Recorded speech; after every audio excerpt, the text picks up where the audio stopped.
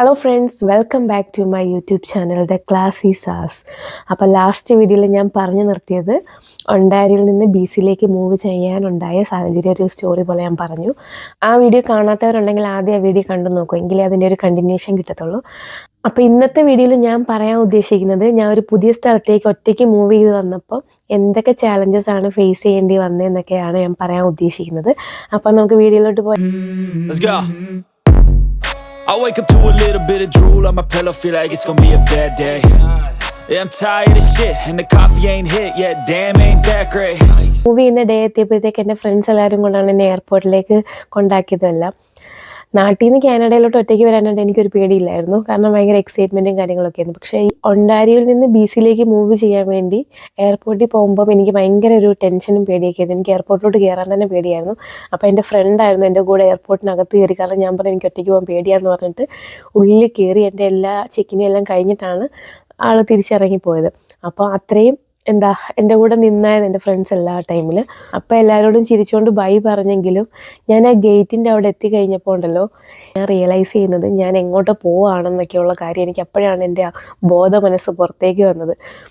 എനിക്കാണെങ്കിൽ ഭയങ്കര സങ്കടം സഹിക്കാൻ വയ്യ, കാരണം ഇവരെയൊക്കെ ഇട്ടിട്ട് പോവാന്നുള്ള ഇത് വെച്ച്. കാരണം ഞാൻ അത്രയ്ക്ക് നമ്മളൊരു ഫാമിലി പോലെ ആയിരുന്നു അവിടെ. ഞാനൊരു പരിസരം നോക്കാതെ ആ ഗേറ്റിൻ്റെ അവിടെ ഇരുന്ന് പൊട്ടിക്കരയാൻ തുടങ്ങി.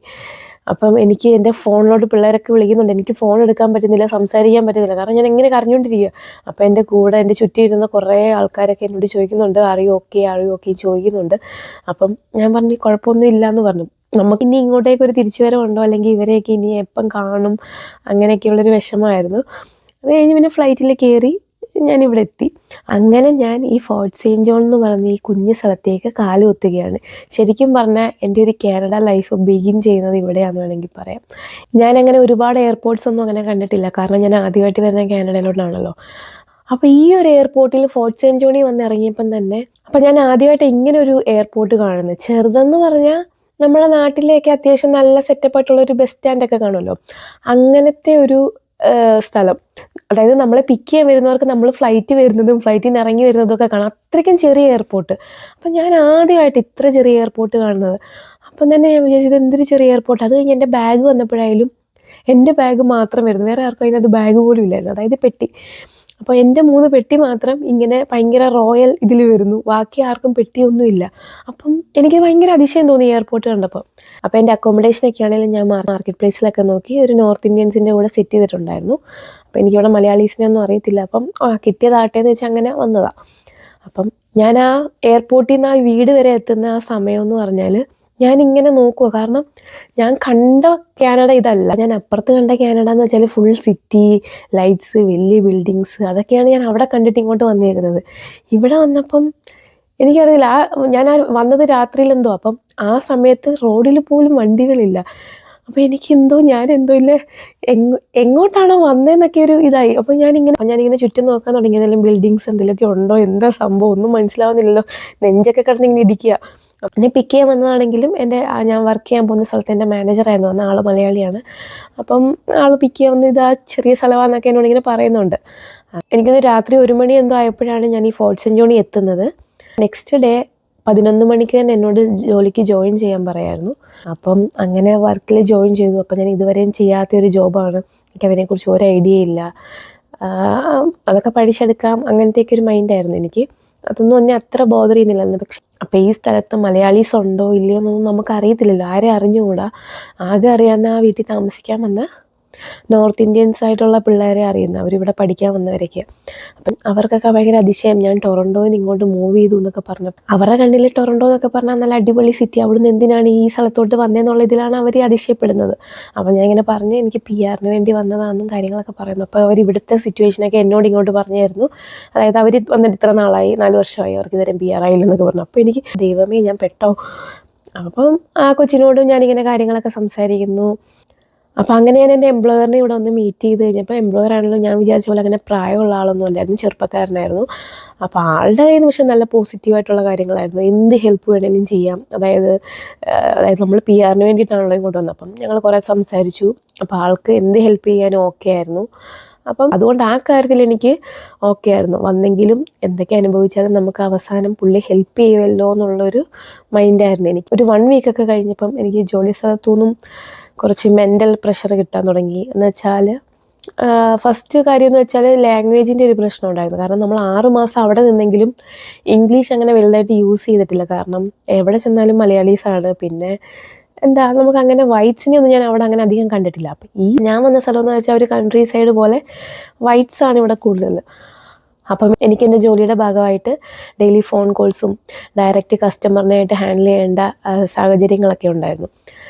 അപ്പോൾ എൻ്റെ ഒരു മനസ്സിൽ ഞാൻ നാട്ടിൽ നിന്ന് IELTS പഠിച്ചിട്ട് വന്നു, ഓക്കെ ഇംഗ്ലീഷ് ഓക്കെയാണ് എന്നൊക്കെ ഒരു മൈൻഡിലാണ് നമ്മളിരിക്കുന്നത്. പക്ഷെ ഇവിടെ വന്നു കഴിഞ്ഞ് ഒരു വെള്ളക്കാരനോട് ഇംഗ്ലീഷ് സംസാരിക്കുമ്പോഴാണ് മനസ്സിലാവുന്നത് നമ്മൾ പറയുന്ന അവർക്ക് മനസ്സിലാവുന്നില്ല, അവർ പറയുന്നത് എനിക്ക് മനസ്സിലാവുന്നില്ല എന്ന് എനിക്ക് മനസ്സിലായത്. അപ്പോൾ എനിക്ക് ഭയങ്കര അതിശയം തോന്നി, ഇങ്ങനെയും ഇംഗ്ലീഷ് പറയാമല്ലേ. അപ്പം ഞാനാണെങ്കിൽ ഇംഗ്ലീഷ് മൂവീസൊന്നും ഒട്ടും കാണാത്തതുകൊണ്ട് എനിക്ക് ആക്സെൻറ്റുമായിട്ട് ഒട്ടും ഫെമിലിയർ അല്ലായിരുന്നു. എന്താ ഇവർ പറയുന്നതെന്ന് പോലും ഒന്നും മനസ്സിലാവുന്നില്ലായിരുന്നു. നമ്മൾ മലയാളീസ് കുറേ ഷോർട്ട് കട്ട്സൊക്കെ പറയുന്ന പോലെ ഇവർക്കും ഉണ്ടായിരുന്നു കുറേ ഷോർട്ട് കട്ട്സൊക്കെ. അപ്പോൾ ഇവർ പറയുമ്പോൾ ഞാനിങ്ങനെ വാവിളിച്ചിരിക്കും, എനിക്കൊന്നും മനസ്സിലാവുന്നില്ലായിരുന്നു.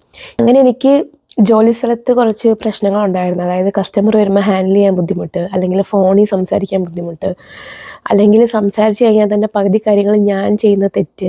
അങ്ങനെ എനിക്ക് ഭയങ്കര ഒരു വർക്ക് പ്രഷർ പോലെ വന്നു. കാരണം ഞാനിപ്പം ഒണ്ടാരിയോയിൽ ഇങ്ങനെ ഒരു ജോബ് ചെയ്യുമായിരുന്നെങ്കിലോ അല്ലെങ്കിൽ ഒരു കസ്റ്റമറുമായിട്ട് ഹാൻഡിൽ ചെയ്യേണ്ട ഒരു സിറ്റുവേഷൻ എനിക്ക് വന്നിട്ടുണ്ടായിരുന്നെങ്കിൽ നമുക്ക് കുറച്ചെങ്കിലും ഒരു ഐഡിയ വന്നു. പിന്നെ ഞാൻ കാനഡ വന്നിട്ട് 6 മാസമല്ലേ ആയിട്ടുള്ളൂ, നമുക്ക് അധികം പരിചയമില്ലല്ലോ. പക്ഷെ എനിക്ക് നേരിടേണ്ട വന്ന സിറ്റുവേഷൻസ് കുറച്ച് പ്രശ്നമായിരുന്നു. അപ്പോൾ എനിക്കതിൽ കൂടെ കടന്നു പോകാൻ പറ്റുന്നില്ലായിരുന്നു. ജോലി സ്ഥലത്തുനിന്ന് എനിക്ക് കുറേ വഴക്കൊക്കെ കിട്ടാൻ തുടങ്ങി. അപ്പോൾ എനിക്കത് പറ്റുന്നില്ല. കാരണം ഇപ്പോഴൊക്കെ എന്നെ ഒരാൾ വഴക്ക് പറയുന്നത് ഞാൻ മൈൻഡ് പോലും ചെയ്തില്ല. പക്ഷെ അന്ന് ഒന്നാമത് ഞാൻ വിങ്ങിപ്പൊട്ടിയിരിക്കുന്ന ആ സമയത്ത് ഒരാൾ വന്ന് നമ്മളെ വഴക്ക് പറയുമ്പോൾ നമുക്കുണ്ടാകുന്ന ആ ഒരു ഇതുണ്ടല്ലോ, അത് എനിക്കിപ്പോൾ ജോലി പാടാണെങ്കിൽ അത് ചെയ്യുന്നതുകൊണ്ട് എനിക്കൊരു പ്രശ്നമില്ല. പക്ഷേ നമ്മളെ മെൻ്റലി എഫക്റ്റ് ചെയ്യുന്ന എന്തെങ്കിലും കാര്യങ്ങളൊക്കെ ഉണ്ടായിക്കഴിഞ്ഞാൽ എനിക്കത് താങ്ങാനായിട്ട് കുറച്ച് പാടാണ്. ഒന്നാമത് ഞാൻ അവിടുന്ന് ഇങ്ങോട്ട് വന്നതിൻ്റെ ഒരു ശ്വാസം മുട്ടൽ എനിക്കുണ്ട്, വിഷമവും കാര്യങ്ങളിലൊക്കെ കൂടെ പോയിക്കൊണ്ടിരിക്കുക. കാരണം അവിടുന്ന് വന്ന് ഒരു ദിവസം ഈ ഫോർട്ട് സെൻറ്റ് ജോൺ ഒന്ന് കാണാൻ പോലും ഉള്ളൊരു ഒരു ദിവസം എനിക്ക് കിട്ടിയില്ല. കാരണം രാത്രി ഒന്ന് രാവിലെ ജോലിക്ക് ജോയിൻ ചെയ്യും, അല്ലാതെ നമ്മുടെ ചുറ്റും എന്തൊക്കെയാണ് എൻ്റെ ചുറ്റും എന്തൊക്കെയാണ് ഉള്ളതെന്ന് പോലും എനിക്ക് നോക്കാനുള്ളൊരു സമയം കിട്ടുന്നത്. അതിനുള്ളിലാണ് ഈ ജോലിക്ക് കയറിയതും എല്ലാം. അപ്പോൾ എൻ്റെ ഒരു റൊട്ടീൻ അങ്ങനെ പോവുമായിരുന്നു. അതായത് എനിക്ക് ആ സമയത്ത് 2 മണി തൊട്ട് രാത്രി 10 മണി 11 മണി വരെയൊക്കെയായിരുന്നു ജോലി. അപ്പോൾ ഞാൻ എണീക്കുന്ന 1 മണിക്കായിരിക്കും, വേഗം റെഡിയായിട്ട് പോകും. എനിക്കങ്ങനെ ഫുഡ് ഉണ്ടാക്കാനുള്ള പാത്രങ്ങളോ കുക്കറോ ഒന്നുമില്ല.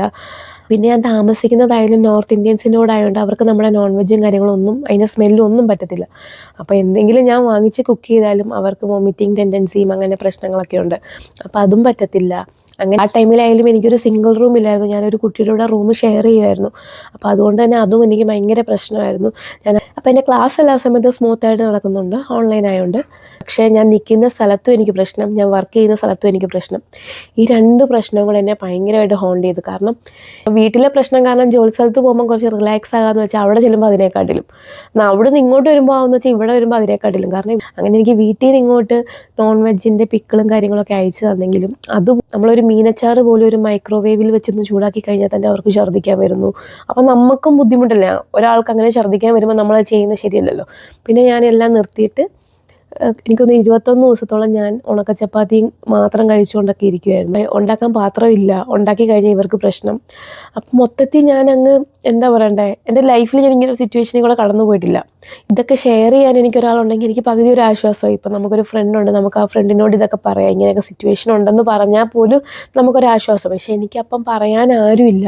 ഒരു പുതിയ സ്ഥലത്ത് വന്ന് അപ്പം ഒരാഴ്ച കഴിഞ്ഞപ്പം വിചാരിച്ചു ഓക്കെ എവിടെയെങ്കിലും ഒരു ഫ്രണ്ടിനെ കിട്ടും. പിന്നെ നോക്കി അങ്ങനെ മാസങ്ങൾ കടന്നു പോന്നു, ഇവരുടെ കൂടെ നിൽക്കുന്നു, ദിവസങ്ങൾ പോകുന്നു, എനിക്കൊന്നും ശരിയാവുന്നില്ല, എൻ്റെ എല്ലാ കാര്യങ്ങളും തെറ്റി. ഞാനിപ്പോൾ വിചാരിക്കും നമ്മുടെ ലൈഫിൽ നമുക്ക് വേറെ എന്തും നമുക്ക് സഹിക്കാം, ഫുഡില്ലെങ്കിൽ നമുക്ക് എന്തെങ്കിലുമൊക്കെ കഴിച്ച് അഡ്ജസ്റ്റ് ചെയ്യാം, ജോലി സ്ഥലത്ത് ഇപ്പോൾ പ്രശ്നമാണെങ്കിലും സഹിച്ച് നിൽക്കാം. പക്ഷെ നമുക്കൊരാളില്ലാതെ നമ്മളൊരു സ്ഥലത്ത് ഒറ്റപ്പെട്ടു പോകാമെന്ന് പറഞ്ഞുകൊണ്ടല്ലോ, അതുപോലൊരവസ്ഥ എന്ന് പറഞ്ഞാൽ അത് അത് ഇഷ്ടപ്പെടുന്നവർ, അങ്ങനെയുള്ള ഒറ്റപ്പെടലുകൾ ഇഷ്ടപ്പെടുന്നവർ കാണും. പക്ഷെ ഞാനെന്ന് വെച്ചാൽ ടൊറൻറ്റോയിലായിരുന്നപ്പോൾ ഞങ്ങൾ രാത്രി 2 മണി 3 മണി ആയാലും പൊറോട്ടയും ബീഫും കഴിക്കാം, ഉടനെ പോവാം, അങ്ങനത്തെ ഒരു ഇതിലായിരുന്നു ഞാൻ അവിടെ നിന്നുകൊണ്ടിരുന്നത്. പക്ഷെ ഇവിടെ വന്നു കഴിഞ്ഞപ്പോൾ ഞാനൊരു എന്താ പറയണ്ടേ, ഒരു വേറൊരു ലോകത്തെത്തിയ പോലെ. എനിക്കിത് വേറൊരു രാജ്യമാണോ എന്ന് തന്നെ തോന്നിപ്പോയി. കാനഡയാണെന്ന് ഒട്ടും ഫീൽ ചെയ്യുന്നില്ല. അങ്ങനെ ഒരു സ്ഥലമായിരുന്നു ഈ ഫോർട്ട് സെയിൻറ്റ് ജോൺ. അപ്പോൾ ഇവിടെ മലയാളീസ് ഉണ്ടെന്നൊന്നും എനിക്കറിയില്ല. ആ സമയത്തൊക്കെ ഞാൻ കടന്നുപോയിക്കൊണ്ടിരുന്ന ഒരു ഡിപ്രഷനാണോ എന്ന് ചോദിച്ചാൽ എനിക്കറിയില്ല. കാരണം എനിക്ക് ഡിപ്രഷൻ എന്തോന്ന് അറിയത്തില്ല. പക്ഷെ എൻ്റെ ഒരു മെൻ്റൽ സ്റ്റേജ് ഡിഫറെൻ്റ് ആയിരുന്നു. എനിക്ക് ഒരു ഹാപ്പിനെസ് എന്ന് പറഞ്ഞൊരു കാര്യം എൻ്റെ ലൈഫിൽ ആ ടൈമിലില്ല, ഒന്നുമില്ല. ഇവിടെ വന്ന ആ 3 മാസം ഞാൻ ഒരു ഫോട്ടോയോ ഒന്നും ഞാൻ ഇട്ടിട്ടില്ല. കാരണം ഞാൻ അത്രയ്ക്ക് മരവിച്ചിരിക്കുന്ന അവസ്ഥയാണ്. ഒരു പോയിന്റിലെത്തിയപ്പോൾ എനിക്ക് തീരെ പറ്റാണ്ടായി. എനിക്ക് PR പോലും വേണ്ട, എനിക്ക് ഇവിടുന്ന് തിരിച്ചെങ്ങനെയും പോകണമെന്നുള്ള ഒരവസ്ഥയാണ്. ആ സമയത്ത് എൻ്റെ ഹസ്ബൻഡിൻ്റെയും മോൻ്റെയും ഇങ്ങോട്ട് വരാനുള്ള കാര്യങ്ങളൊക്കെ ചെയ്തുകൊണ്ടിരിക്കുന്ന സമയമാണ്. അപ്പോൾ ഓൾമോസ്റ്റ് നമ്മളെല്ലാം ഫിനിഷ് ചെയ്തു. പക്ഷേ ഒരു റിസൾട്ടിന് വേണ്ടി വെയിറ്റ് ചെയ്യുന്ന സമയമാണ്. അപ്പോൾ അതും ഒരു 2 മാസത്തിനുള്ളിൽ റിസൾട്ട് വരുമെന്ന് എനിക്കറിയാം. പക്ഷെ അവർ വരുന്നിടം വരെ എനിക്ക് വെയിറ്റ് ചെയ്യാൻ പറ്റുന്നില്ല. കാരണം ഈ അവസ്ഥയിൽ ഞാൻ മുന്നോട്ട് പോയി കഴിഞ്ഞാൽ ചിലപ്പോൾ എനിക്ക് വല്ല ഡിപ്രഷൻ വരുമായിരിക്കും എന്ന് എനിക്ക് തോന്നുന്നു. അങ്ങനെ എൻ്റെ ടൊറൻറ്റോയിലുള്ള ഫ്രണ്ട്സിനെ ഞാൻ വിളിച്ചിട്ട് പറയുന്നത് എനിക്കിവിടെ നിൽക്കാൻ പറ്റുന്നില്ല, ഞാൻ തിരിച്ച് വന്നാലോ എന്ന് വിചാരിക്കും, നമുക്ക് എന്നിട്ട് കോഴ്സ് എടുക്കാം, ജോയിൻ ചെയ്യാമെന്നൊക്കെ പറയുന്നുണ്ട്. അപ്പം ഞാൻ വന്ന സ്ഥലത്ത് ഒരു കോളേജുണ്ട്, അപ്പം തിരിച്ച് അവിടെ തന്നെ പോയി പഠിച്ചാലോ എന്നൊക്കെ ഞാനിങ്ങനെ വിചാരിക്കുക. പക്ഷെ ഇങ്ങോട്ട് ഇത്രയും പൈസ മുടക്കി ഇങ്ങോട്ട് വന്നു, ഇനി തിരിച്ച് അങ്ങോട്ട് പോകണം. അതൊക്കെ ഓർക്കുമ്പോൾ എനിക്ക് എന്തോ ചെയ്യേണ്ടെന്നൊരു ഐഡിയ ഇല്ലായിരുന്നു. ഞാൻ തന്നെ എടുത്ത ഡിസിഷൻ അല്ലേ, ഞാൻ തന്നെ അനുഭവിക്കുക എന്നുള്ള ഇതല്ലേ ഉള്ളൂ, വേറെ ഒന്നും ചെയ്യാൻ പറ്റത്തില്ലല്ലോ. ഇവിടെ വന്നു കഴിഞ്ഞപ്പോൾ എനിക്ക് തിരിച്ച് അങ്ങോട്ട് തന്നെ പോകണമെന്നുള്ള ടെൻഡൻസിയാണ് കൂടുതലും. പക്ഷെ ഞാൻ തന്നെ എൻ്റെ മൈൻഡിനെ കൺട്രോൾ ചെയ്യുക, പോകരുത് പോകരുത് പോകരുത്. പക്ഷേ എനിക്ക് പോകാതെ ഇവിടെ നിന്ന് കഴിഞ്ഞാൽ ഞാൻ എങ്ങനെ സർവൈവ് ചെയ്യുമെന്ന് എനിക്കറിയത്തില്ല. ഇപ്പം ആ സമയത്ത് ജോലിയുണ്ട്, പൈസയുണ്ട്, ഒക്കെ ഉണ്ട്. പക്ഷേ എനിക്ക് സമാധാനമില്ല, ഹാപ്പിനെസ് ഇല്ല, ഒന്നുമില്ല. ഞാൻ എന്തിനോ വേണ്ടി രാവിലെ എണീക്കുന്നു, പോകുന്നു, തിരിച്ചു വരുന്നു. അതും ജോലി ചെയ്യുന്ന സ്ഥലവും എനിക്കത്ര ഓക്കെ ആവുന്നില്ല. 1 മാസം കഴിഞ്ഞിട്ട് ഓക്കെ ആവുന്നില്ല. അത് അവിടെയും കുറച്ച് പ്രശ്നങ്ങൾ, വീട്ടിലും കുറച്ച് പ്രശ്നങ്ങൾ. അപ്പം മൊത്തത്തിൽ എനിക്ക് എന്താ പറയണ്ടേ, ഒരു സുഖമില്ല. അപ്പം നേരത്തെ നിന്ന സ്ഥലത്തെ ഒരു ടൈം സോണും അല്ല ഞാൻ ഈ വന്ന സ്ഥലത്ത്, അതും ഡിഫറെൻറ്റ്. അപ്പം നാടുമായിട്ടൊരു എനിക്കൊന്ന് ഏകദേശം 12 മണിക്കൂറിൻ്റെ ഡിഫറൻസ് ഉണ്ട്. ഞാൻ ഉണർന്നിരിക്കുന്ന സമയത്ത് അവർ ഉറങ്ങുമായിരിക്കും. അപ്പോൾ എനിക്ക് ഇവരോടും പ്രോപ്പറായിട്ട് കമ്മ്യൂണിക്കേറ്റ് ചെയ്യാൻ പറ്റുന്നില്ല. അപ്പോൾ ഞാൻ ഇവിടെ നിന്നതായാലും ഒരു ഷെയർഡ് റൂം ആയതുകൊണ്ട് തന്നെ ഒരു 10 മണി 10:30 കഴിഞ്ഞാൽ പിന്നെ ലൈറ്റ് ഇടാൻ സമ്മതിക്കത്തില്ല. അപ്പോൾ നമുക്ക് വീട്ടിലോട്ട് വിളിക്കാനും പറ്റത്തില്ല. എനിക്കിപ്പോൾ ഇതൊരു അപ്പാർട്ട്മെൻറ്റ് ആയതുകൊണ്ട് തന്നെ നമുക്ക് അങ്ങനെ പുറത്തിറങ്ങിയിരുന്ന് വിളിക്കാൻ പറ്റിയൊരു സാഹചര്യമൊന്നും ഇല്ലായിരുന്നു. ഹസ്ബൻഡ് ആ ടൈമിൽ പറയുന്നുണ്ട്, നിനക്കിവിടെ പറ്റുന്നില്ലെങ്കിൽ നീ നിന്ന സ്ഥലത്തോട്ട് തന്നെ പൊക്കോ. കാരണം പുള്ളിക്കാരനായാലും എന്നെ ഇങ്ങനെ ഒരു അവസ്ഥയിൽ ആദ്യമായിട്ടായിരിക്കും കാണുന്നത്. ഞാൻ എപ്പോഴും ഓഫ് കിട്ടിയാലും ഫ്രണ്ട്സിൻ്റെ കൂടെയും അങ്ങനെയൊക്കെ നടന്നുകൊണ്ടിരുന്ന ഞാൻ ഇവിടെ വന്നിങ്ങനെ ഒറ്റപ്പെട്ടു പോയപ്പം എനിക്ക് ആരോടും മിണ്ടാൻ താല്പര്യമില്ല. അങ്ങനെ വേറൊരു അവസ്ഥയിലായിപ്പോയി. ചിലപ്പോൾ ഇങ്ങനെയൊക്കെ ആയിരിക്കും ഓരോ മനുഷ്യന്മാർ ഓരോ അവസ്ഥയിലോട്ട് പോകുന്നതെന്ന് എനിക്ക് തോന്നി. അപ്പോൾ രാത്രി ഉറങ്ങാൻ കിടന്നാൽ ഉറക്കമില്ല. കാരണം ജോലി സ്ഥലത്തോട്ട് പോകണം, അവിടെ നടക്കാൻ പോകുന്ന കാര്യങ്ങളെ ഓർത്തിട്ട് എനിക്ക് ടെൻഷൻ. അപ്പോൾ അങ്ങനെ ഞാൻ ഇതിൻ്റെ ഒരു പീക്ക് എത്തുമല്ലോ. പീക്ക് എത്തിക്കഴിഞ്ഞപ്പം പിന്നെ എന്ത് നടന്നാലും പ്രശ്നമില്ല എന്നുള്ള ഇതിലാവുമല്ലോ. അങ്ങനെ പൊയ്ക്കൊണ്ടിരുന്നു. നമുക്ക് വേറെ എന്തൊക്കെ ഉണ്ടെന്ന് പറഞ്ഞാൽ ലൈഫിൽ ഒറ്റപ്പെട്ടു പോകുന്ന ഒരു സംഭവം എന്ന് പറഞ്ഞാൽ അത് ശരിക്കും നമുക്ക് ഒരാളെങ്കിലും, നമ്മളിപ്പം വിചാരിക്കുന്നത് ഒരാളെങ്കിലും എനിക്ക് എന്തെങ്കിലും ഒന്ന് ഷെയർ ചെയ്യാനുണ്ടായിരുന്നെങ്കിൽ ഞാൻ ആഗ്രഹിച്ചിട്ടുണ്ട്. അപ്പം ഞാനാണെങ്കിൽ ആകെ വീട് കഴിഞ്ഞാൽ ജോലി, അല്ലാതെ ഞാൻ പുറത്തോട്ടൊരു കടയിൽ പോലും പോകുന്നില്ല. അപ്പോൾ അതുകൊണ്ടായിരിക്കും ഞാൻ ഒരാളെ ഇവിടെ മീറ്റ് ചെയ്യുന്നില്ല, കണ്ടുമുട്ടുന്നില്ല. അപ്പോൾ ഒന്ന് കണ്ടുമുട്ടിയാലേ നമുക്ക് ഒരാളോടൊന്ന് മിണ്ടാനോ അല്ലെങ്കിൽ എന്തെങ്കിലും ഒരു വിശേഷം തിരങ്ങാനോ ഒന്നിനും പറ്റത്തുള്ളൂ. അപ്പം ഞാനാണെങ്കിലും വീട്ടിലൊക്കെ വിളിച്ച് അങ്ങനെ കരഞ്ഞ് പറയുന്ന ഒരു ടൈപ്പൊന്നും അല്ല. വീട്ടുകാരുടെയൊക്കെ മുന്നിൽ സ്ട്രോങ് ആയിട്ട് തന്നെ നിൽക്കുന്ന ആളാണ്. പക്ഷേ ഈ ഒരു വിഷയം വന്നപ്പം ഞാൻ വീട്ടിലൊക്കെ വിളിച്ച് പറഞ്ഞിട്ടുണ്ട്, അമ്മ എനിക്കിവിടെ നിൽക്കാൻ പറ്റുന്നില്ല, ഒട്ടും ഞാൻ ഓക്കെ അല്ല എന്നൊക്കെ വിളിച്ച് പറഞ്ഞിട്ടുണ്ട്. അപ്പം എല്ലാവരും പറഞ്ഞ് നിനക്ക് പറ്റുന്നില്ലെങ്കിൽ നീ തിരിച്ച് ആ സ്ഥലത്തോട്ട് തന്നെ പോയിട്ട് അടുത്ത കോഴ്സ് എടുത്ത് പഠിക്കുക, അതേ ഉള്ളൂ. ഇപ്പോൾ അവർക്കിപ്പോൾ നാട്ടിൽ ഇരുന്നൊന്നും ചെയ്യാൻ പറ്റത്തില്ലല്ലോ. പിന്നെ നമ്മുടെ ആകെയുള്ള പ്രതീക്ഷ എന്ന് പറഞ്ഞാൽ ഇവരുടെ വിസ അപ്രൂവ് ആവുകയാണെങ്കിൽ അവർ വേഗം വരുമല്ലോ എന്നുള്ളൊരു പ്രതീക്ഷയിലാണ് ഞാനിങ്ങനെ ജീവിച്ചുകൊണ്ടിരിക്കുന്നത്, ഓരോ ദിവസവും തള്ളി നീക്കിക്കൊണ്ടിരിക്കുന്നത്. ദിവസങ്ങൾ കടന്നു പോയിക്കൊണ്ടിരിക്കുന്നു. ഞാനാണെങ്കിൽ ഫേസ്ബുക്കിൽ ഇങ്ങനെ പേജസ് ഒക്കെ നോക്കാൻ തുടങ്ങി. അതായത് ഈ ഫോർട്ട് സെയിൻറ്റ് ജോണിൽ എന്തൊക്കെയാണ് ഉള്ളതെന്നൊക്കെ നോക്കാൻ തുടങ്ങിയപ്പോൾ അപ്പം Indians in fort saint John എന്ന് പറഞ്ഞിട്ടൊരു പേജ് കണ്ട്. അപ്പോൾ അതിൽ കയറി വേഗം ജോയിൻ ആയിട്ട് നോക്കാൻ തുടങ്ങി, അതിനകത്ത് മലയാളികളുടെ പേരുകളും ഉണ്ടെന്ന്. അങ്ങനെ കണ്ട ഒരു നെയിമിൽ ഞാൻ അപ്പം തന്നെ മെസ്സേജ് അയച്ചു. മലയാളീസ് അന്ന് മനസ്സിലായിട്ട് തന്നെ മെസ്സേജ് അപ്പോൾ ഞാനിങ്ങനെ പറഞ്ഞു, ഇങ്ങനെ പുതിയതായിട്ട് മൂവ് ചെയ്ത് വന്നേ, എനിക്കിവിടെ ആരെയും അറിയത്തില്ല, നിങ്ങളെവിടെ താമസിക്കുന്നത്, അങ്ങനെ കാര്യങ്ങളൊക്കെ തിരക്കിയപ്പം അവരും എന്നെപ്പോലെ ടൊറൻറ്റോയിൽ നിന്ന് മൂവ് ചെയ്ത് വന്നവരാണെന്ന് കേട്ടപ്പോൾ എനിക്ക് ഭയങ്കര സന്തോഷമായി. അങ്ങനെ അവർ ഫാമിലി ആയിരുന്നു. അവർ നെക്സ്റ്റ് ഡേ തന്നെ എന്നെ മീറ്റ് ചെയ്യാൻ വന്നു. എന്നിട്ട് എന്നെ പുറത്ത് കൊണ്ടുപോയി എനിക്ക് ഫുഡ് വാങ്ങിച്ചു. അങ്ങനെ ഞാൻ വന്നു കഴിഞ്ഞ് 1 മാസം കഴിഞ്ഞാണ് ആദ്യമായിട്ട് ഈ ഫോർട്ട് സെൻറ് ജോൺ കാണുന്നത്. ഇവിടെ എന്തൊക്കെയാണ് ഉള്ളതെന്നും എന്താണെന്നൊക്കെ ഞാൻ കാണുന്ന അന്നാ. ഈ ഒരു ടൗൺ എന്താണ് എന്നൊക്കെ അവർ പറയുമ്പോഴാണ് എനിക്ക് മനസ്സിലാവുന്നത് ഇവിടെ എന്തൊക്കെയുണ്ട്, ഇവിടുത്തെ ലൈഫ് എന്താണ്, അങ്ങനെയൊക്കെ പറയുമ്പോഴാണ് ഞാൻ അറിയുന്നത്. ശരിക്കും അവരെന്നെ പുറത്ത് കൊണ്ടുപോയതോ അല്ലെങ്കിൽ ഫുഡ് വാങ്ങിച്ചു തന്നതൊന്നുമല്ല പറഞ്ഞത്. അവരും ഫാമിലിയായിട്ട് രണ്ടുപേരും വർക്കിംഗ് ആണ്. പക്ഷെ ആ അരമണിക്കൂർ അവരെനിക്ക് വേണ്ടി സ്പെൻഡ് ചെയ്യാൻ കാണിച്ച ആ ഒരു മനസ്സിനെയാണ് ഞാൻ എപ്പോഴും പറയുന്നത്. കാരണം അവർക്കൊന്നും എന്നെ അറിയത്തില്ല, അവർക്ക് എന്നെ വന്ന് കാണേണ്ട ഒരു ആവശ്യമില്ല. പക്ഷെ അവരപ്പോൾ ആ ടൈമിൽ പുതിയതായിട്ട് വന്ന ഒരാളല്ലേ എന്ന് വെച്ച് എന്നെ കുറച്ചുകൂടെ കംഫർട്ടാക്കാൻ നോക്കിയത് എനിക്കത് ഒരിക്കലും ജീവിതത്തിൽ മറക്കാൻ പറ്റാത്തൊരിതാണ്. ഞാൻ എല്ലാവരോടും ഇവിടെ പറയുന്ന കാര്യമാണ്. അപ്പോൾ അവരെ പരിചയപ്പെട്ട് കഴിഞ്ഞപ്പോൾ എനിക്കൊരു ആശ്വാസമായിരുന്നു, ഒരു മലയാളിയെങ്കിലും പരിചയപ്പെട്ടല്ലോ. അത് കഴിഞ്ഞ് പിന്നെ ഒരു ദിവസം അവരെന്നെ വീട്ടിലോട്ട് ഫുഡ് കഴിക്കാനായിട്ട് ഇൻവൈറ്റ് ചെയ്യുകയൊക്കെ ചെയ്തു. അങ്ങനെ ദിവസങ്ങൾ കാത്തിരുന്ന ഹസ്ബൻഡിൻ്റെ മോനെ വിസ എല്ലാം അപ്രൂവ് ആയി. അത് അപ്രൂവ് ആയപ്പോൾ എനിക്ക് ഭയങ്കര സന്തോഷമായിരുന്നു. കാരണം നമ്മുടെ കൂടെയുള്ള കുറച്ച് ഫ്രണ്ട്സിനൊക്കെ റിജക്ഷനൊക്കെ വന്നപ്പം ഞാനും പേടിച്ചായിരുന്നു. പക്ഷെ അവർക്ക് അങ്ങനെയൊന്നും വന്നില്ല, അവരുടെ എല്ലാം ഓക്കെ ആയിരുന്നു. അപ്പോൾ ഇനി 1 മാസത്തിനുള്ളിൽ അവർ കയറി വരാനുള്ള കാര്യങ്ങളൊക്കെ നോക്കുമായിരുന്നു. പിന്നെ അവർ വരാനുള്ള ഒരുക്കവും കാര്യങ്ങളും ഷോപ്പിങ്ങും എല്ലാം ആയിരുന്നു. അപ്പോൾ അതൊക്കെ നമുക്കും ഭയങ്കര എക്സൈറ്റ്മെൻ്റ് ആണല്ലോ. കാരണം ഇത്ര നാളിന് ശേഷം കാണാൻ പോവാ, പിന്നെ ഞാൻ ഇങ്ങനൊരു അവസ്ഥയിൽ എനിക്ക് അവരെ കാണുമ്പോൾ ഭയങ്കര സന്തോഷമായിരിക്കും. അതുമാത്രമല്ല അവനിങ്ങോട്ട് വരുന്ന ഡേ ആയിരുന്നു അവൻ്റെ ഹാപ്പി ബർത്ത്ഡേ. കാരണം ആ ഒരു ഡേ എനിക്ക് ഇനി എൻ്റെ ലൈഫിൽ മിസ്സാക്കണ്ടല്ലോ എന്ന് വെച്ചിട്ട് അതുകൂടെയൊക്കെ നോക്കിയിട്ടായിരുന്നു നമ്മൾ ടിക്കറ്റും കാര്യങ്ങളും എല്ലാം എടുത്തത്. അപ്പോൾ അവർ വരുന്ന ആ ഗ്യാപ്പിൽ ഞാനും പുതിയ അപ്പാർട്ട്മെൻറ്റൊക്കെ കിട്ടാൻ വേണ്ടി അതിൻ്റെ ആപ്ലിക്കേഷനൊക്കെ വെക്കുന്നു, കാര്യങ്ങളൊക്കെ ചെയ്യുന്നു, സാധനങ്ങളൊക്കെ വാങ്ങിക്കുന്നു. അങ്ങനെ അപ്പോൾ എനിക്കാണെങ്കിലും എന്തോ അവർ വരുമ്പം എല്ലാം സെറ്റാക്കണം, അതായത് അപ്പാർട്ട്മെൻറ്റ് സെറ്റാകണം, അതിനകത്തോട്ട് നമുക്ക് അത്യാവശ്യം വേണ്ട ബെഡും കാര്യങ്ങളൊക്കെ സെറ്റാക്കി വെക്കണം, അങ്ങനെയൊക്കെയായിരുന്നു. പിന്നെ അതൊക്കെ നോക്കാനും അങ്ങനെയൊക്കെയായിരുന്നു. അപ്പം ബാക്കി കാര്യങ്ങളൊന്നും ഞാൻ പിന്നെ മൈൻഡ് ചെയ്യുന്നില്ലായിരുന്നു. അതിൻ്റെ ഇടയിൽ ഞാൻ നിൽക്കുന്ന വീട്ടിലും ഭയങ്കര പ്രശ്നം കൂടി. എന്നുവെച്ചാൽ ഈ പിള്ളേരെല്ലാം കൂടെ എന്നെ ഇട്ട് വധിക്കാൻ തുടങ്ങി. എനിക്ക് തീരെ ഫുഡൊന്നും ഉണ്ടാക്കാൻ പറ്റാത്ത അവസ്ഥയായി കഴിഞ്ഞപ്പോൾ ഞാൻ പിന്നെ അവിടെ നിന്ന് ഇറങ്ങി. ഞാൻ ഒരു മലയാളി ചേച്ചിയുടെ വീട്ടിലോട്ട് മാറി കുറച്ച് ദിവസത്തേക്ക്. കാരണം ഇവർ വരുന്നിടം വരെ നിൽക്കാൻ വേണ്ടിയിട്ട്. കാരണം ഇവർ വന്നു കഴിയുമ്പോൾ മാറാമല്ലോ. അപ്പോൾ കുറച്ച് ദിവസത്തേക്ക്, അത്രയും ദിവസം പോലും എനിക്ക് സഹിക്കാൻ വയ്യാതെ ഞാൻ ഇവിടെ നിന്ന് പോകുമായിരുന്നു വേറൊരു വീട്ടിലോട്ട്. അപ്പോൾ അങ്ങനെ അക്കോമഡേഷനൊക്കെ സെറ്റ് ചെയ്യാനൊക്കെ എന്നെ ഇവിടെ മലയാളീസൊക്കെയാണ് ഹെൽപ്പ് ചെയ്തത്. അപ്പോൾ അവിടെ ചെന്ന് നിന്ന് കഴിഞ്ഞപ്പം പിന്നെ എനിക്ക് കുറച്ച് ആശ്വാസം, ഇഷ്ടമുള്ള ഫുഡൊക്കെ ഉണ്ടാക്കി കഴിക്കാമല്ലോ. അപ്പോൾ അങ്ങനെ പിന്നെ അവർ വരാനുള്ള കാര്യങ്ങളും ഷോപ്പിങ്ങും കാര്യങ്ങളൊക്കെ നടക്കുമായിരുന്നു. എല്ലാവരുടെയും ലൈഫിൽ ബെസ്റ്റ് മൊമെൻറ്റ്സ് കാണത്തില്ലേ എന്തെങ്കിലുമൊക്കെ. അപ്പോൾ ഞാൻ പലരും പറയുന്നത് കേട്ടിട്ടുണ്ട്, ഈ കുഞ്ഞുണ്ടായി കുഞ്ഞിനെ ആദ്യമായിട്ട് കണ്ട ഒരു മൊമെൻ്റാണ് ബെസ്റ്റ് മൊമെൻ്റ് എന്ന് പറഞ്ഞ് ഞാൻ ഒരുപാട് കേട്ടിട്ടുണ്ട് ഇങ്ങനെ. എൻ്റെ ലൈഫിലെ ഏറ്റവും ബെസ്റ്റ് മൊമെൻ്റ് ഏതാണെന്ന് ചോദിച്ചാൽ ഇവരെ ഞാൻ ആ 8 മാസത്തിന് ശേഷം ആദ്യമായിട്ട് കാണുന്ന ആ മൊമെൻ്റ് ഉണ്ടല്ലോ. നമ്മൾ ആ ഫോണിൽ കൂടെ മാത്രം സംസാരിച്ചുകൊണ്ടിരുന്നിട്ട് കുഞ്ഞിന് 1.25 വയസ്സുള്ളപ്പോഴാണ് ഞാൻ ഇങ്ങോട്ട് വരുന്നത്. അപ്പോൾ അവന് 2 വയസ്സായപ്പോഴാണ് അവൻ ഇങ്ങോട്ട് വരുന്നത്. അപ്പോൾ ആ ഒരു ഗ്യാപ്പിൽ കൊച്ചിനെന്നെ അറിയുമോ, കൊച്ചെൻ്റെ അടുത്ത് വരുമോ, പിന്നെ ഞാൻ ആ ഒറ്റപ്പെടലിൽ നിന്നൊക്കെ മാറാൻ പോവാന്നുള്ള ഒരു നമുക്ക് ആ ഒരു മനസ്സിലൊരു എന്താ പറയണ്ടേ, ഒരു കുളിർമ എന്നൊക്കെ പറയത്തില്ലേ. അത്രയും നാളും ഫോൺ ത്രൂ ആണല്ലോ നമ്മൾ കണ്ടുകൊണ്ടും മിണ്ടിക്കൊണ്ടും ഒക്കെ ഇരുന്നത്. അപ്പോൾ അത് നേരിട്ട് ഇവരെ കണ്ടപ്പോൾ എനിക്ക് ആ സന്തോഷം എനിക്ക് പറഞ്ഞറിയിക്കാൻ പറ്റത്തില്ല എവിടെയും. നമ്മളൊരു പുതിയ ലൈഫ് സ്റ്റാർട്ട് ചെയ്യാൻ പോവാമെന്നും അല്ലെങ്കിൽ നമ്മൾ ഇത്ര നാൾ സ്വപ്നം കണ്ട കാര്യങ്ങളെല്ലാം ഓക്കെ ആയെന്നും നമുക്കിവിടെ വരാൻ പറ്റിയെന്നും അവരെ കൊണ്ടുവരാൻ പറ്റിയെന്നും എല്ലാം റിയലൈസ് ചെയ്തൊരു മൊമെൻ്റ് ആയിരുന്നത്. എനിക്കും ഭയങ്കര സന്തോഷമായിരുന്നു. പിന്നെ മോൻ്റെ ബർത്ത്ഡേയും കൂടെ ആയതുകൊണ്ട് നമ്മൾ കേക്കും കാര്യങ്ങളൊക്കെ കട്ട് ചെയ്തു. അങ്ങനെ ഞങ്ങൾ 3 പേരും കൂടെയുള്ളൊരു ലൈഫ് ശരിക്കും സ്റ്റാർട്ട് ചെയ്യാൻ പോകുന്നത് ഈ ഫോർട്ട് സെൻറ് ജോണിലായിരുന്നു. ഇവർ നാട്ടിൽ നിന്ന് വന്നു കഴിഞ്ഞപ്പോൾ ഉള്ള എൻ്റെ അടുത്ത ടെൻഷൻ എന്ന് പറഞ്ഞാൽ ഇവർ ഇത്ര ആൾക്കാരുടെ കൂടെയും, മോനാണേലും ഇത്ര ആൾക്കാരുടെ കൂടെയും നല്ല രീതിയിൽ കെയർ കിട്ടിയെന്ന് വന്നതല്ലേ. അപ്പം അവനിവിടെ എല്ലാ കാര്യങ്ങളും ഓക്കെ ആണല്ലോ, അവൻ ആ ഫോളോ ചെയ്ത് വന്ന കാര്യങ്ങളെല്ലാം ഇവിടെ അവന് ചെയ്തു കൊടുക്കാൻ പറ്റണമല്ലോ. അങ്ങനെ കുക്കിങ്ങൊന്നും എനിക്ക് ഒട്ടും അറിയത്തില്ലായിരുന്നു. എന്നെ കുക്കിങ്ങൊക്കെ ശരിക്കും പഠിപ്പിച്ചത് തന്നെ ഹസ്ബൻഡാണ്. പിന്നെ കുറേയൊക്കെ യൂട്യൂബിൽ നോക്കി പഠിച്ചു. അങ്ങനെ ഇവിടെ വന്നു കഴിഞ്ഞപ്പോഴാണ്, ഈ ഫോർട്ട് സെൻറ് ജോണിൽ വന്നു കഴിഞ്ഞിട്ടാണ് ഞാൻ ആദ്യമായിട്ട് കുക്കിങ്ങൊക്കെ അങ്ങനെ ചെയ്യുന്നത്. ഒരു കുക്കിങ്ങും കാര്യങ്ങളൊക്കെ ഒരു റൊട്ടീനും കാര്യങ്ങളൊക്കെ വന്നത് ഇവിടെ വന്നു കഴിഞ്ഞപ്പോഴായിരുന്നു. അങ്ങനെ നമ്മൾ കുഴപ്പമില്ലാതെ മുന്നോട്ട് പോയിക്കൊണ്ടിരിക്കുമായിരുന്നു. അങ്ങനെ ഇവർ വന്നു, അതിൻ്റെ ഇടയിൽ എൻ്റെ കോഴ്സ് കഴിയുന്നു, എക്സാം കഴിയുന്നു. അപ്പോൾ എൻ്റെ ഗ്രാജുവേഷനായി. പക്ഷേ എനിക്ക് പോകാൻ പറ്റിയില്ല ഗ്രാജുവേഷന്, കാരണം ഞാൻ ഇവിടെ ആയിരുന്നല്ലോ.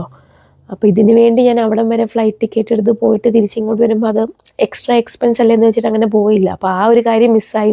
ഇവിടെ വന്ന് ഇത്രയും കാശൊക്കെ മുടക്കി പഠിച്ചിട്ട് ആ ഗ്രാജുവേഷന് പോകാൻ പറ്റാത്തത് എനിക്ക് നല്ല വിഷമമുണ്ട്. ആ കോട്ടൊക്കെ ഇട്ട് ആ ഫോട്ടോയൊക്കെ എടുക്കണമെന്നൊക്കെ എപ്പോഴും മനസ്സിൽ ആഗ്രഹമുള്ളായിരുന്നു. പക്ഷെ അത് ചെയ്യാൻ പറ്റിയില്ല. അത് കുഴപ്പമില്ല, ഇനി എപ്പോഴെങ്കിലുമൊക്കെ പഠിക്കുമ്പോൾ എടുക്കാമല്ലേ. ജോലി അങ്ങനെ തന്നെ പോകുന്നു. പക്ഷെ അന്നത്തെ ആ ഒരു ഇനീഷ്യൽ സ്റ്റേജിലുണ്ടായ പ്രശ്നങ്ങളൊന്നും അപ്പം അത്രയ്ക്കില്ല, കുഴപ്പമില്ലാതെ തട്ടിമുട്ടിയും പോകുന്നുണ്ട്. അങ്ങനെ എൻ്റെ കോഴ്സ് കഴിഞ്ഞ് ഗ്രാജുവേറ്റ് ആയി കഴിഞ്ഞപ്പം ഞാൻ വർക്ക് പെർമിറ്റിന് അപ്ലൈ ചെയ്യുന്നു. വർക്ക് പെർമിറ്റിന് അപ്ലൈ ചെയ്തപ്പോൾ എനിക്ക് 2024 ജാനുവരി വരെയാണ് വർക്ക് പെർമിറ്റ് കിട്ടിയേക്കുന്നത് ഞങ്ങൾക്ക് 2 പേർക്കും. അപ്പോൾ അതിനുള്ളിൽ എങ്ങനെയും PR ഒപ്പിച്ചാലേ എനിക്കിവിടെ നിൽക്കാൻ പറ്റത്തുള്ളൂ. അങ്ങനെ ഡിസംബറൊക്കെ ആയി കഴിഞ്ഞപ്പം വിൻ്റർ ആയി കഴിഞ്ഞപ്പോൾ നമ്മൾ ടൊറൻറ്റോയിൽ കണ്ടുവന്നൊരു വിൻ്റർ അല്ല ഇവിടെ, ഒരു -45-50 വരെ ഞാൻ വന്ന വർഷം വിൻ്റർ അത്രേ ഉണ്ടായിരുന്നു. ഞാൻ വിചാരിച്ചു എന്താ ബ്രിട്ടീഷ് കൊളംബിയ ആണ്, മഞ്ഞില്ല, മഴ മാത്രമേ ഉള്ളൂ എന്നൊക്കെ വിചാരിച്ച് വന്നത്. പക്ഷെ ഞാൻ വന്ന സ്ഥലം ഞാൻ പറയില്ല വേറെ ഏതോ രാജ്യമാണോ എന്ന് എനിക്ക് സംശയമുണ്ടെന്ന്, അതുപോലത്തെ ഒരു സ്ഥലമായിരുന്നു. ഭയങ്കര നോർത്തേൺ സൈഡായിരുന്നു. അപ്പോൾ ഇവിടെ മഞ്ഞ് വീഴ്ച ഭയങ്കര കൂടുതലായിരുന്നു. ഭയങ്കര കൂടുതലെന്ന് വെച്ചാൽ അത്രയും കൂടുതലായിരുന്നു. അപ്പം അങ്ങനെ വന്നു കഴിഞ്ഞപ്പോഴാണ് മനസ്സിലായത് മൊത്തത്തിൽ നമ്മൾ ഈ സ്ഥലം എനിക്ക് ഓക്കെ ആയിട്ടുള്ളൊരു സ്ഥലത്തോട്ടല്ല ഞാൻ വന്നത്. ആൾക്കാരില്ല, ഫ്രണ്ട്സില്ല, ഭയങ്കര തണുപ്പ്, ഭയങ്കര മഞ്ഞ്. പിന്നെന്താ നമുക്കിപ്പം അവിടെ നിന്നൊക്കെ പറഞ്ഞാൽ നമുക്ക് എന്ത് വാങ്ങിക്കാനും കുറേ ഓപ്ഷൻസ് കാണും. ഇവിടെ ഓപ്ഷൻസേ ഇല്ല. മലയാളി സ്റ്റോറൊക്കെ ആ സമയത്ത് ഇല്ലായിരുന്നു. അപ്പം അങ്ങനത്തെ മലയാളി സാധനങ്ങൾ കിട്ടാനും എല്ലാം ഭയങ്കര പാടായിരുന്നു. എന്താ ഒരു പട്ടിക്കാട്. ഫോർട്ട് സെന്റ് ജോൺ ഇഷ്ടപ്പെടുന്ന ഒത്തിരി ആൾക്കാരുണ്ട് കേട്ടോ. പക്ഷെ എൻ്റെ ഒരു ടൈപ്പ് ഓഫ് സ്ഥലമല്ലായിരുന്നു ഈ ഫോർട്ട് സെന്റ് ജോൺ. ഞാൻ എപ്പോഴും പട്ടിക്കാടെന്ന് പറഞ്ഞത്. കാരണം എൻ്റെ സ്ഥലം ഒരു ഗ്രാമമാണ്, പക്ഷെ അതുവരെ ഇതിനെക്കാട്ടി വലുതാണെന്ന് എനിക്ക് തോന്നുന്നത്. അപ്പോൾ അത്രയ്ക്കും ചെറിയൊരു സ്ഥലമാണ് ഇവിടെ. അങ്ങനെ വലിയ സംഭവങ്ങളോ കാര്യങ്ങളോ കാണാൻ വേറെ ഒന്നും ഇല്ല അങ്ങനെ പ്രത്യേകിച്ച്. ഇവിടെ ആകെ കാണാൻ പറ്റുന്നൊരു സാധനം എന്ന് വെച്ചാൽ നോർത്തേൺ ലൈറ്റ്സ് വരും, അത് ഇടയ്ക്കിടയ്ക്ക് ഇങ്ങനെ കാണാം. അല്ലാതെ ഇവിടെ പ്രത്യേകിച്ച് ഒന്നും കാണാനും ഇല്ല. ഇവിടെ എന്തായാലും PR വേണ്ടിയിട്ട് വന്നതല്ലേ, അപ്പോൾ PR മേടിച്ചുകൊണ്ടേ പോകത്തുള്ളൂ എന്നുള്ള വാശിയായിരുന്നു എനിക്ക്. അപ്പോൾ ഈ PR എന്ന് പറഞ്ഞ സാധനം നമുക്ക് നമ്മുടെ നിലനിൽപ്പിനെ ബാധിക്കുന്ന ഒരു സാധനമാണല്ലോ. അപ്പോൾ എങ്ങനെയും PR കിട്ടണം, എന്ത് ചെയ്തിട്ടായാലും PR കിട്ടണം, ആ ഒരു ഒറ്റ ഉദ്ദേശം എനിക്കുള്ളായിരുന്നു. അങ്ങനെ പിന്നെ ഞാൻ PR കാര്യങ്ങളൊക്കെ അന്വേഷിക്കാൻ തുടങ്ങിയപ്പോൾ എനിക്ക് 1 ഇയർ എക്സ്പീരിയൻസ് കംപ്ലീറ്റ് ആയാലേ PNBക്ക് വെക്കാൻ പറ്റത്തുള്ളൂ. അതായത് ബ്രിട്ടീഷ് കൊളംബിയയിലുള്ളൊരു നോമിനി പ്രോഗ്രാമായിരുന്നു. അപ്പോൾ അതിന് വെക്കാൻ വേണ്ടിയിട്ടാണ് ഞാൻ അവിടെ നിന്ന് ഇങ്ങോട്ട് കുറ്റിമ്പറിച്ച് വന്നത്. പക്ഷേ ഇവിടെ ഞാൻ വന്നു കഴിഞ്ഞപ്പം ഒരു 3-4 മാസം കഴിഞ്ഞപ്പോൾ ഇതിൻ്റെ പോയിൻ്റ് ഇങ്ങനെ കൂടാൻ തുടങ്ങിയിട്ട് പോയിൻ്റ് ഭയങ്കര ഹൈ ആയി. അപ്പോൾ എന്തായാലും അത് കിട്ടാൻ വഴിയില്ല. അപ്പോൾ എന്തായാലും വരുന്നിടത്ത് വെച്ച് കാണാം. കാരണം ഞാൻ 1 ഇയർ അല്ലേ പഠിച്ചുള്ളൂ. അപ്പോൾ 1 ഇയറിൻ്റെ വർക്ക് പെർമിറ്റേ കിട്ടത്തുള്ളൂ. അപ്പോൾ 1 ഇയർ കഴിഞ്ഞ് കഴിഞ്ഞാൽ അതിനുള്ളിൽ എനിക്ക് PR ആയില്ലെങ്കിൽ ഞങ്ങൾ 3 പേര് ഇവിടുന്ന് വണ്ടി വിടണം. ഞങ്ങളുടെ ഒരു ലൈഫ് ഇവിടെ വന്നിട്ട് റീസ്റ്റാർട്ട് ചെയ്യുമായിരുന്നു. കല്യാണം കഴിഞ്ഞിട്ട് ആ സമയത്ത് 3 വർഷം ആകാൻ പോകുന്നു. എങ്കിൽ പോലും ഒരു ന്യൂ ലൈഫായിട്ടാണ് എനിക്ക് തോന്നിയത്. കാരണം നമ്മൾ ഇത്രയും നാൾ നിന്നത് പേരൻസിൻ്റെ കൂടെ ആയതുകൊണ്ട് നമ്മളൊന്നും അറിയണ്ട. പേരൻസ് എല്ലാം ചെയ്യുന്നു, അല്ലെങ്കിൽ നമുക്ക് വേറെ ബാധ്യതകളും കാര്യങ്ങളൊന്നുമില്ല. അപ്പോൾ ഇവിടെ വന്നു കഴിഞ്ഞപ്പോൾ നമ്മുടെ A to Z എല്ലാ കാര്യങ്ങളും നമ്മൾ ചെയ്യണം. ആ ലൈഫിൽ കുറേ ബുദ്ധിമുട്ടുകളും സ്ട്രഗിളും ഉണ്ടെങ്കിൽ പോലും അതിലും ഒരു സുഖം ഉണ്ടായിരുന്നു. എല്ലാം നമ്മൾ ഒറ്റയ്ക്ക് ചെയ്തുകൊണ്ട് തന്നെ നമുക്ക് തന്നെ നമ്മുടെ ലൈഫിനോട് എന്തോ ഭയങ്കര ഇഷ്ടം തോന്നുന്ന പോലത്തെ ആയിരുന്നു. നമ്മൾ ഒറ്റയ്ക്ക് നിൽക്കുമ്പോഴാണ് നമുക്ക് ഇത്രയും റെസ്പോൺസിബിലിറ്റീസ് ഉണ്ടെന്നും ഇതെല്ലാം നമ്മൾ തന്നെ ചെയ്യണമെന്നും നമുക്കൊരു ബോധം വരുന്നതും. ഞാനാണേലും കുക്കിങ്ങൊക്കെ പഠിച്ചു തുടങ്ങുന്നതും എല്ലാം ഇവിടെ വന്നിട്ടാണ്. അപ്പം അങ്ങനെയൊക്കെ ലൈഫ് മുന്നോട്ട് പോയിക്കൊണ്ടിരുന്നു. PR കാര്യങ്ങളൊക്കെ നോക്കി. അപ്പോൾ PR കിട്ടാനും കുറച്ച് പാടായി തുടങ്ങി ആ സമയത്ത്. എല്ലാം നമ്മുടെ ഭാഗ്യമെന്ന് പറയാമല്ലോ. കാരണം ഞാൻ വന്ന സമയത്തൊക്കെ PR കിട്ടാൻ അത്ര പാടില്ലായിരുന്നു. അപ്പോൾ ഈ ഒരു വർഷം കൊണ്ട് PR കിട്ടാനും എല്ലാം കുറച്ച് പാടായി തുടങ്ങി. എല്ലാ പോയിൻറ്റ്സും അവർ ഹൈ ആക്കി. അപ്പോൾ ആർക്കും കിട്ടാത്തൊരവസ്ഥയൊക്കെ ആയി. അപ്പോൾ അങ്ങനെയൊക്കെ ഞാൻ പോയിക്കൊണ്ട് അപ്പോൾ എൻ്റെ കാനഡയിലെ വിശേഷങ്ങൾ പറഞ്ഞിട്ടും തീരുന്നില്ല. അപ്പോൾ അടുത്തൊരു വീഡിയോയിൽ ഞാൻ PR വേണ്ടിയിട്ട് എന്തൊക്കെയാണ് ചെയ്തതെന്നും ഒരു PR ജേർണി എങ്ങനെയായിരുന്നെന്നും എല്ലാം ഞാൻ അടുത്ത വീഡിയോയിൽ നിങ്ങളോട് ഷെയർ ചെയ്യുന്നതായിരിക്കും. അപ്പോൾ അടുത്ത വീഡിയോയിൽ കാണാം. അതുവരേക്കും ബൈ ബൈ. Line cut.